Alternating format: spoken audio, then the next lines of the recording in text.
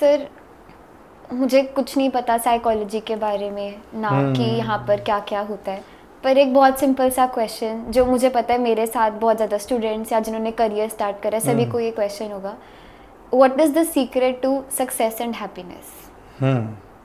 Very good. जैसे तुमने कहा कि मुझे कुछ नहीं पता, I know you are a psychology student, post graduate in psychology. अब तक क्या होता था कि psychology is directly linked with mental health.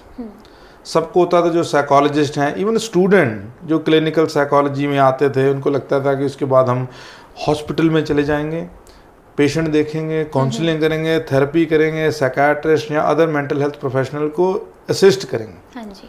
ये जो हमने अभी नया इनिशिएटिव लिया है, इसका नाम जिसका रखा है माइंडफुल मास्टर्स, बेसिकली ये एक ट्रेडिशनल साइकोलॉजी से थोड़ा हटके है। और मैं ये बताना चाहता हूँ कि ये क्यों हटके। This is a positive psychology. Positive psychology is the answer कि कैसे हैप्पी रहा जाए और कैसे अपने आप को ठीक रखूँ। हमारा जो ये माइंडफुल मास्टर्स इनिशिएटिव है, ये इसीलिए है कि we are not concerned with the mental illness.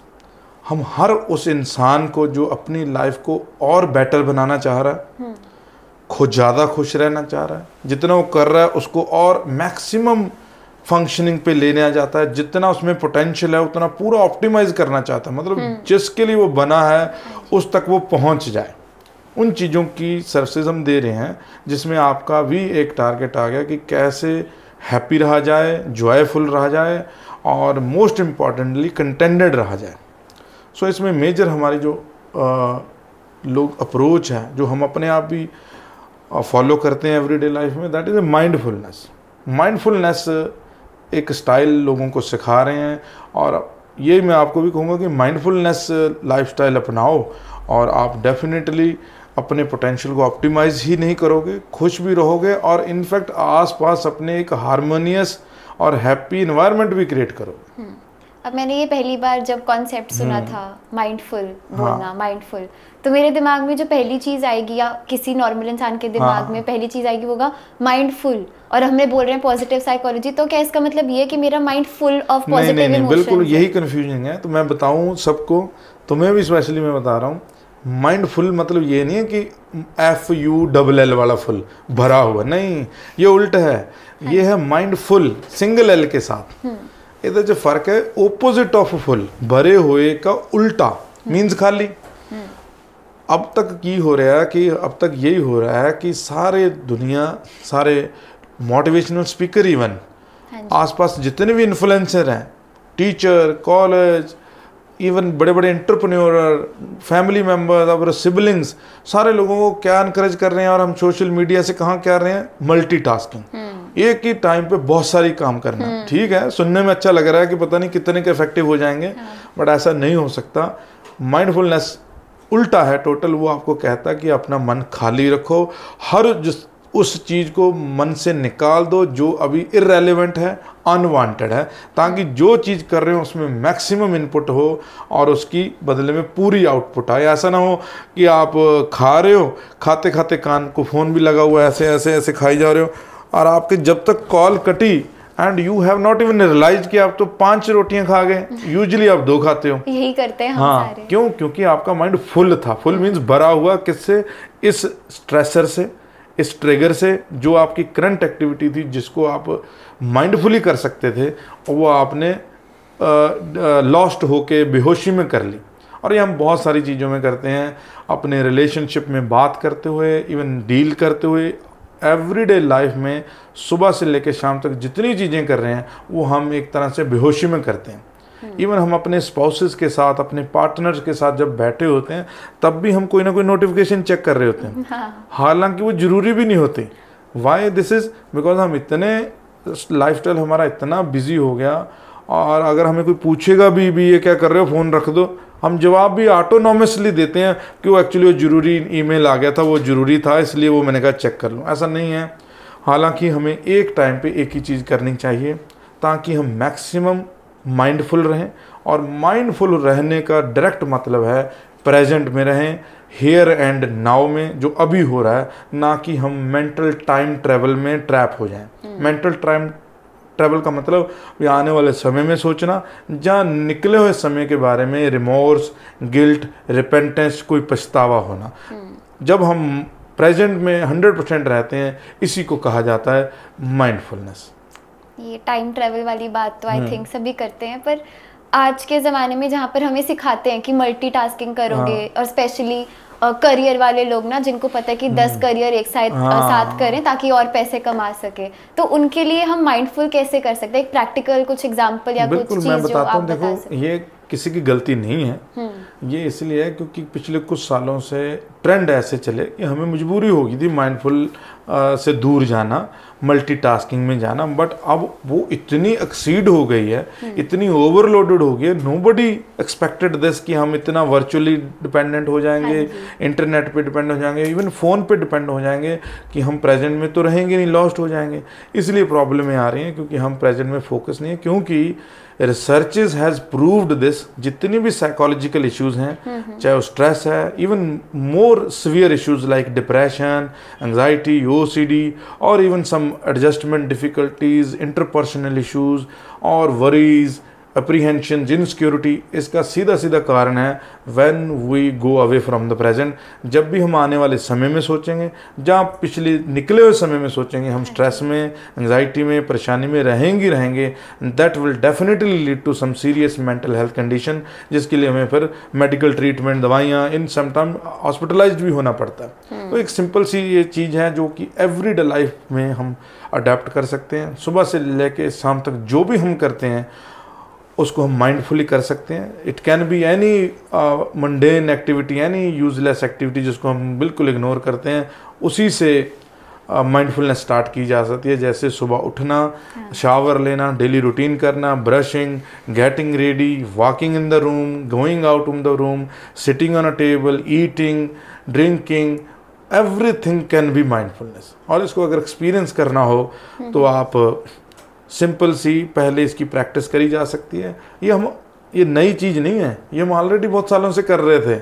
हमारे जो पुराने रिलीजन हैं, इवन हिंदुइज्म, बुद्धिज़्म, सिखिज़्म, इसमें ये कंसेप्ट ऑलरेडी अवेलेबल थे by the name of different nomenclature, जैसे कि विपस्सना, या फिर आप कह लो कि समाधि, सिमरन, मतलब एक जगह पे ध्यान लगाना। अच्छा। तो इसी को फिर बुद्धिज़्म ने, स्पिरिचुअलिज्म ने बहुत नेशनली, इंटरनेशनली पहुँचाया, और उसके बाद फिर कुछ साइंटिफिक लोगों ने इसको मेडिसिन्स में, मेडिकल इस चीज़ में और साइकोथेरेपी, साइकोलॉजी में ले आए, ताकि इसको एक आम लोगों के लिए भी अवेलेबल कराया जाए। पहले क्या होता था कि जो ट्रेडिशनल माइंडफुलनेस के जितने प्रोसीजर थे, जिसको मेडिटेशन कहते हैं, वो थोड़े से टीडियस हो सकते हैं, कि हो सकता है कि उसके लिए हमें कोई स्पेसिफिक टाइम निकालना पड़े, कोई जगह देखनी पड़े जहाँ पे कोई डिस्टर्ब ना करे, और ख़ास तरह के कपड़ों में बैठ के, और ख़ास तरह के एम्बियंस चाहिए होती थी।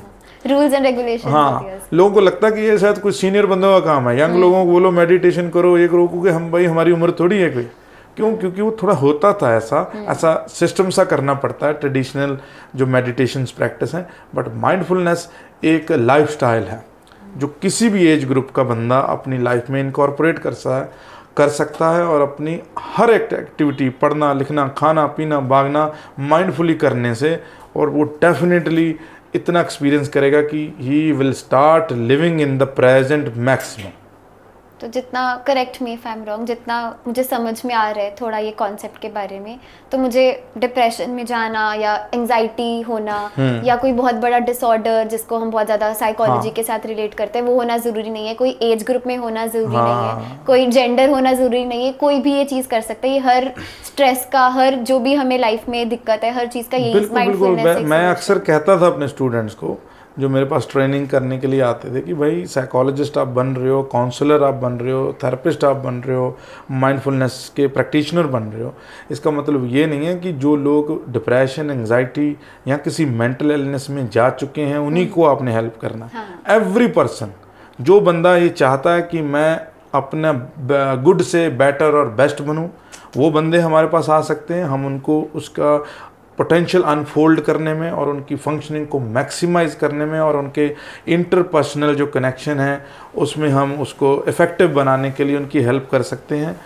और मैं बड़ा मजाक में कहता हूँ कि अगर आप साइकोलॉजिकली सिक नहीं हैं या मेंटल हेल्थ के इशू में नहीं हो तो आप इसलिए आओ कि आप हो ना जाओ। सो आई मीन टू से कि आजकल इतने स्ट्रेसर्स हैं लाइफ में, family, career, competition, so many. हाँ जी। अपने आप को सही रखना, अपने आप को प्रिवेंट करके रखना, एक पॉजिटिव एंड एक एलेटेड स्टेट में रखने के लिए एक तरह से एक मेंटेनेंस है।